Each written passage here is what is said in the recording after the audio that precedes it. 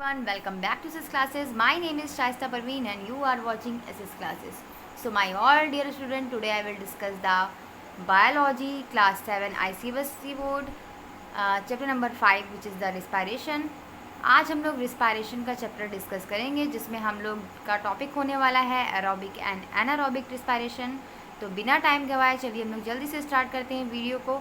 लेकिन उससे पहले मैं आपको बताना चाहती हूँ कि अगर आप मेरे चैनल पर नए हो तो आप लोग जल्दी से मेरे चैनल को सब्सक्राइब कर दीजिए और मेरे चैनल को वीडियो पसंद आए तो ज़रूर लाइक कीजिएगा और अपने फ्रेंड के साथ ज़रूर से शेयर कीजिएगा। तो चलिए स्टार्ट करते हैं aerobic respiration and anaerobic respiration. So कल मैंने आप लोग को इससे पहले के जो वीडियो था मैंने आपको प्रीवियस के वीडियो में बताया था कि रिस्पायरेशन होता क्या है, ठीक है, और कि हम लोग रिस्पायर करते हैं।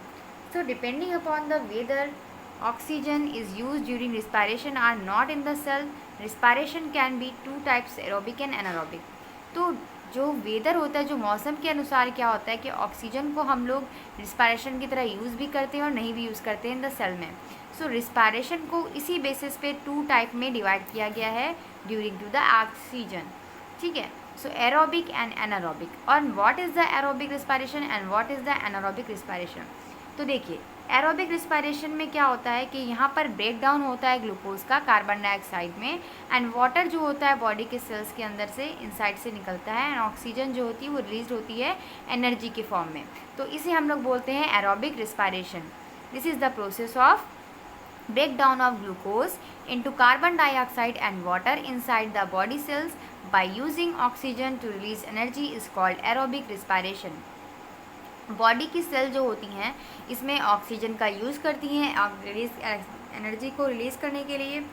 इसे हम लोग रिस्पायरेशन को क्या बोलते हैं, एरोबिक रिस्पायरेशन बोलते हैं। इसमें होता क्या है कि जो ग्लूकोज का फॉर्मेशन होता है उसमें ग्लूकोज जो है ब्रेक डाउन हो जाता है कार्बन डाइऑक्साइड में एंड वाटर में बॉडी के सेल में, ठीक है। और ये कंप्लीट ऑक्सीडेशन होता है ग्लूकोज का जो कि माइटोकॉन्ड्रिया के सेल्स में होता है। माइटोकॉन्ड्रिया हमने क्या बताया था आपको कल, माइटोकॉन्ड्रिया जो होता है उसको हम लोग करेंसी ऑफ द सेल भी बोलते हैं। और जो भी रिस्पायरेशन का प्रोसेस होता है वो कहाँ हमारा होता है, माइटोकॉन्ड्रिया में होता है।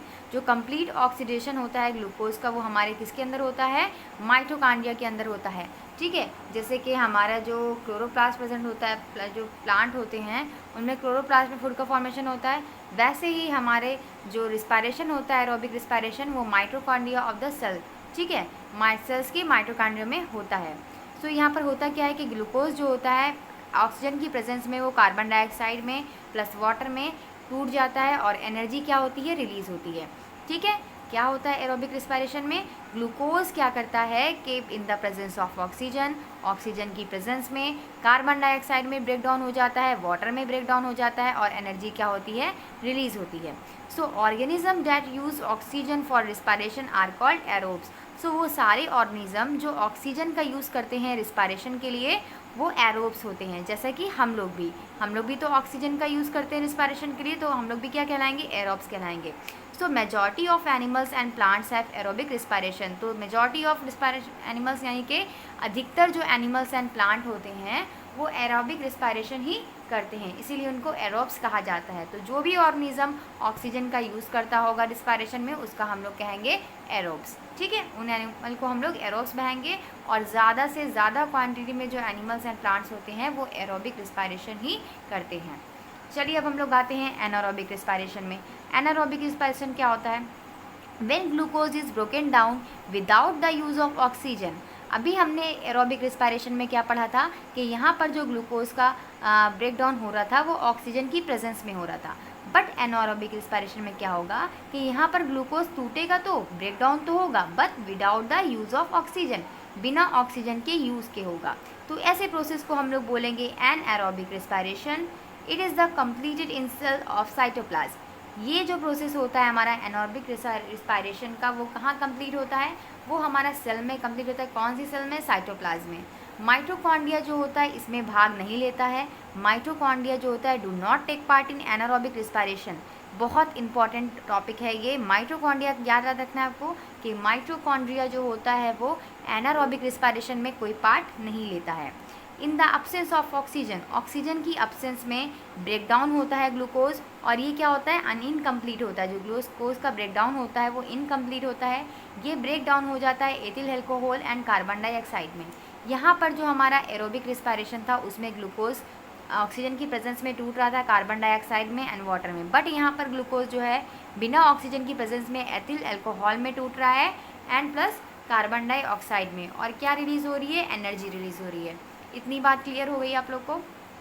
Aerobic and respiration and anaerobic respiration में आप लोग को डिफरेंस समझ में आ गया कि एरोबिक रिस्पायरेशन जो होता है वो ऑक्सीजन के साथ होता है, in the presence of oxygen में होता है, एंड एनारोबिक रिस्पायरेशन जो होता है विदाउट ऑक्सीजन होता है। इसमें जो हमारा लास्ट प्रोडक्ट होता है वो क्या होता है, ethyl alcohol and carbon dioxide, और एरोबिक रिस्पायरेशन में हमारा लास्ट प्रोडक्ट क्या होता है, कार्बन डाइऑक्साइड एंड वाटर, ठीक है, और एनर्जी तो रिलीज होती ही है। ओके, फिर है हमारा, देखिए कि जो भी एनिमल्स एंड प्लांट्स हैं वो सर्वाइव करने के लिए एनर्जी का यूज़ करते हैं। In the absence of oxygen is called anaerobes. वो एनिमल्स या प्लांट जो सर्वाइव करने के लिए एनर्जी या एब्सेंस में oxygen, in the absence of oxygen are called anaerobes, ठीक है। कुछ ऐसे प्लांट्स या कुछ ऐसे एनिमल होते हैं जो है क्या है, उनके अंदर एनर्जी को बचाने के लिए या एनर्जी के एब्सेंस में वो इस तरीके से ऑक्सीजन का यूज़ करते हैं, उन्हें हम लोग क्या बोलते हैं, एनारोब्स बोलते हैं। एनारोबिक रिस्पायरेशन जो होता है वो मेनली कहाँ कहाँ पाया जाता है, वो ऑकर्स होता है यीस्ट में और कुछ बैक्टीरिया में और कुछ पैरासिटिक फ्लैटफॉर्म में, ठीक है। एंड नेक्स्ट पॉइंट इसमें दिया है कि एनारोबिक रिस्पायरेशन जो होता है वो क्या, उसमें क्या होता है, ब्रेक डाउन होता है ग्लूकोज का, जो कि इनकम्प्लीट होता है, और इसमें क्या होता है, very little energy is produce, क्योंकि यहाँ पर ग्लूकोज का ठीक से क्या नहीं हो पाता, ब्रेक डाउन नहीं हो पाता, इस वजह से यहाँ पर जो एनर्जी जो है वो बहुत कम प्रोड्यूस होती है। During the vigorous muscular activities like fast running, brisk walking और heavy exercise more energy is needed. तो देखिए, जब भी हम लोग जो है बहुत सारी हमारी जो मसल्स हैं उनकी एक्टिविटीज़ हो गई, बहुत सारी मसल्स की एक्टिविटीज़ लाइक हम लोग बहुत तेज़ दौड़ रहे हों, या हम लोग बहुत तेज़ मतलब वॉकिंग चल रहे हों, या फिर बहुत सारा हमने हैवी एक्सरसाइज कर लिया हो, तो ऐसी हमें ऐसी नीड पे हमें क्या पड़ता है कि ज़्यादा से ज़्यादा एनर्जी की ज़रूरत पड़ती है। जब भी हम लोग ज़्यादा दौड़ते हैं या फिर ज़्यादा कूदते हैं, जंप करते हैं, या ज़्यादा रनिंग करते हैं, या ज़्यादा हैवी एक्सरसाइज कर लेते हैं, तो हमें उसके लिए ज़्यादा एनर्जी की ज़रूरत पड़ती है। सो ये जो डिमांड फॉर ऑक्सीजन, तो ज़्यादा एनर्जी की ज़रूरत पड़ेगी, यानी कि ज़्यादा ऑक्सीजन की भी ज़रूरत पड़ेगी। So therefore demand for oxygen also increases, वैसे ही ऑक्सीजन की भी डिमांड जो है बढ़ेगी। But oxygen supply to muscles remain unchanged, लेकिन जो ऑक्सीजन का सप्लाई है वो तो हमारी बॉडी में, हमारे मसल्स में उतना ही रहता है। So in the shortage of oxygen, oxygen का जब शॉर्टेज हो जाता है, कमी हो जाती है, तो हमारी स्केलेटल मसल्स जो होती हैं वो एनारोबिकली क्या करती हैं, परफॉर्म करने लगती हैं, एनारोबिक रिस्पायर करती रहती हैं, एंड ग्लूकोज जो होता है वो ब्रेक डाउन हो जाता है लैक्टिक एसिड में, जो कि रिलीज़ करता है एनर्जी को। हमारी जो स्केलेटल मसल होती हैं, जब उनके अंदर ऑक्सीजन की कमी हो जाती है किसी भी वजह से, ज़्यादा दौड़ने की वजह से या फिर ज़्यादा हैवी एक्सरसाइज करने की वजह से, तो वो क्या करती हैं, एनारोबिकली रिस्पायर करने लगती हैं, जिसमें ग्लूकोज का ब्रेक डाउन होता है लैक्टिक एसिड में और एनर्जी रिलीज़ होती है। तो हमारा जो ये रिलीज एनर्जी है कि लैक्टिक एसिड के रूप में जमा हो जाती है। ग्लूकोज क्या होता है, in the shortage of oxygen in muscle cell, हम ग्लूकोज क्या करता है, हमारे जो शॉर्टेज, अगर हमारी मसल सेल में ऑक्सीजन की कमी हो जाती है तो वो लैक्टिक एसिड में टूटता है और एनर्जी को रिलीज़ करता है। सो यहाँ पर देखिए समथिंग मोर में क्या लिखा है, the breakdown of glucose in the deficiency of oxygen is muscle is called lactic acid fermentation, ठीक है। जब हमारा जो है बॉडी में ऑक्सीजन की डिफिशियंसी यानी कि कमी हो जाती है, तो हमारी मसल्स में जो ग्लूकोज होता है वो टूट जाता है लैक्टिक एसिड में, जिसे हम लोग बोलते हैं लैक्टिक एसिड फर्मेंटेशन, ठीक है। अब ड्यूरिंग द एक्यूमुलेशन जो होता है लैक्टिक एसिड का हमारी मसल्स में, वो कॉज करता है मसल क्रैम्प्स को, यानी कि जो लैक्टिक एसिड हमारी मसल्स में जमा हो जाता है एनारोबिक रिस्पायरेशन के थ्रू, तो वो हमारी मसल्स में क्या होता है, दर्द पैदा करता है। जैसे हमने कभी ज़्यादा एक्सरसाइज कर ली हो, या फिर हम ज़्यादा तेज़ दौड़ लिए हों, या फिर हमने ज़्यादा कुछ भारी सामान उठा लिया हो, तो हमारी मसल क्रैम्प्स करने लगती हैं, मतलब दर्द करने लगती हैं। हमें कब रिलीफ मिलता है, we get relief from cramps after a hot bath और मैसेज विथ ल्यूकीवार्म ऑयल, ठीक है। हमें कब रिलीफ मिलता है, जब हम गर्म पानी से नहा लें या फिर हम गर्म तेल को अपनी बॉडी पर मसाज कर लें, तो ये इंक्रीज़ करता है ब्लड सर्कुलेशन को। जब हम लोग की बॉडी दर्द कर रही होती है ड्यू टू किसी एनारोबिक रिस्पायरेशन के थ्रू, जिसके दौरान लैक्टिक एसिड जमा हो जाता है मसल्स में, तो उस दौरान हम अगर गर्म पानी से नहाते हैं या फिर हम गर्म तेल का मसाज करते हैं अपनी बॉडी पे, तो वो ब्लड सर्कुलेशन को बढ़ा देता है और ऑक्सीजन की सप्लाई को कॉन्स्टेंटली सही कर देता है हमारी मसल्स में, ठीक है। सो ये बात होती है। अब देखिए, do animals also respire anaerobically, कुछ एनिमल्स जो हैं क्या एनारोबिकली रिस्पायर करते हैं। सो कुछ पैरासिटिक एनिमल्स जो होते हैं वो हमारे alimentary canal like round warm and flat warm जो होते हैं वो रिस्पायर करते हैं एनारोबिकली, क्योंकि they have do not gate oxygen in alimentary canal, क्योंकि भाई इनको एलिमेंट्री कैनाल में किसी के ऑक्सीजन तो मिलेगा नहीं, तो ये वहाँ पर एनारोबिकली क्या करते हैं, रिस्पायर कर लेते हैं। ठीक है, अब देखिए ऑक्सीडेशन जो होता है लैक्टिक एसिड का ऑकर्स होता है due to extra oxygen available and relieve us from cramps. ठीक है, जो लैक्टिक एसिड का ऑक्सीडेशन होता है वो एक्स्ट्रा ऑक्सीजन अवेलेबल करता है और क्या करता है कि रिलीफ पहुंचाता है, कहाँ रिलीफ पहुंचाता है, हमारे क्रैम्प्स में, ये जो दर्द वगैरह होते हैं। So respiration is a biochemical process it involve, इसीलिए जो है रिस्पायरेशन को बायोकेमिकल प्रोसेस कहते हैं, क्योंकि इसमें बहुत सारी चीज़ें इन्वॉल्व होती हैं, जैसा कि break down of food glucose molecule in the presence और अब्सेंस ऑफ ऑक्सीजन, क्योंकि इसमें हमारा जो फूड होता है वो ग्लूकोज और मॉलिक्यूल के फॉर्म में टूटता है, ऑक्सीजन के प्रेजेंस में भी और ऑक्सीजन की अब्सेंस में भी। फिर दूसरा पॉइंट दिया है कि release of energy and carbon dioxide, इसमें एनर्जी रिलीज होती है एंड कार्बन डाइऑक्साइड रिलीज होती है। फिर क्या दिया तीसरा पॉइंट कि एलिमिनेशन होता है, कार्बन डाइऑक्साइड हमारे शरीर से क्या होती है, बाहर निकलती है। समथिंग मोर में देखिए यहाँ पर देख लेते हैं क्या लिखा हुआ है कि as a yeast respire anaerobically and yield ethyl alcohol, it is therefore used to make a wine and beer. ठीक है, जो यीस्ट होता है वो रिस्पायर करते हैं एनारोबिकली एंड यीस्ट क्या होता है, एथिल अल्कोहल का फॉर्मेशन होता है जो यूज़ होता है वाइन एंड बियर बनाने में। यीस्ट जो होते हैं वो एनारोबिक रिस्पायरेशन करते हैं जो इन्वॉल्व होता है break down of sugar alcohol and carbon dioxide is called fermentation.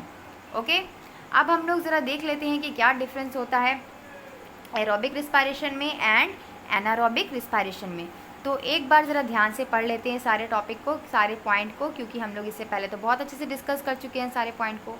और अगर मैं आपको बोल देना चाहती हूँ कि अगर आपको कहीं पे डाउट होता है तो आप लोग मुझे कमेंट करके पूछ सकते हो, तो मैं आपको बता दूँगी। ओके, कहीं पर अगर आपको डाउट हुआ तो वैसे यहाँ पर फर्स्ट हमारा दिया है एरोबिक रिस्पायरेशन और यहाँ पर सेकेंड वाला पोजिशन दिया है एनारोबिक रिस्पायरेशन।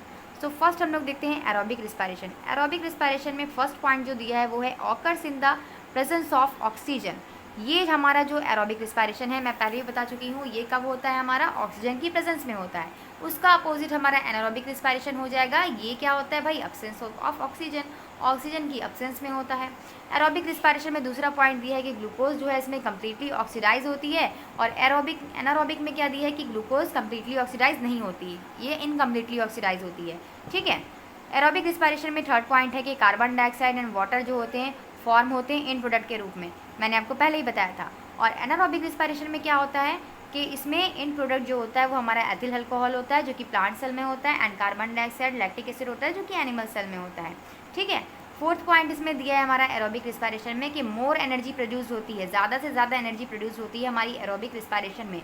एनारोबिक रिस्पायरेशन में हमारी बहुत कम एनर्जी प्रोड्यूस होती है because of incomplete oxidation. Okay, fifth point हमारा दिया है एरोबिक रिस्पायरेशन में कि ये ऑकर होता है most of plants and animal, ज़्यादा से ज़्यादा प्लांट्स एंड एनिमल में एरोबिक रिस्पायरेशन ही पाया जाता है। एनारोबिक रिस्पायरेशन में दिया है कि कुछ फ्यू एनिमल्स एंड कुछ फ्यू ऑर्गेनिज्म जो होते हैं जैसे लाइक यीस्ट हो गया या कुछ बैक्टीरिया हो गया, पैरासाइट फ्लैटफॉर्म हो गया, जहाँ पर एनारोबिक रिस्पायरेशन पाया जाता है, क्योंकि वहाँ पर उनको एलिमेंट्री कैनाल में जहाँ वो पाए जाते हैं वहाँ पर उनको ऑक्सीजन नहीं प्रोवाइड हो पाती, इसलिए वो क्या करते हैं कि एनारोबिकली रिस्पायर करते हैं।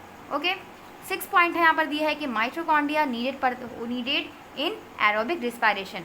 माइटोकॉन्ड्रिया में ही एरोबिक रिस्पायरेशन होता है, जबकि हमारा एनारोबिक रिस्पायरेशन कहाँ होता है, इसमें माइटोकॉन्ड्रिया की ज़रूरत नहीं पड़ती, हमारा साइटोप्लाज्म में हो जाता है।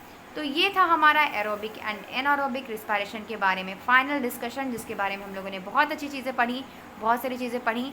अब हम लोग नेक्स्ट वीडियो में देखेंगे कि मेजर स्टेप क्या है एरोबिक रिस्पायरेशन के, कैसे ये होता है। तो आज की वीडियो में इतना ही। अगर आपको मेरी वीडियो थोड़ी सी भी अच्छी लगी हो तो इसे अपने फ्रेंड के साथ ज़रूर शेयर कीजिएगा, मेरे चैनल को सब्सक्राइब कर दीजिएगा और बेल आइकॉन की घंटी को प्रेस कर दीजिएगा और वीडियो को ज़रूर लाइक कीजिएगा। Thank you, keep watching.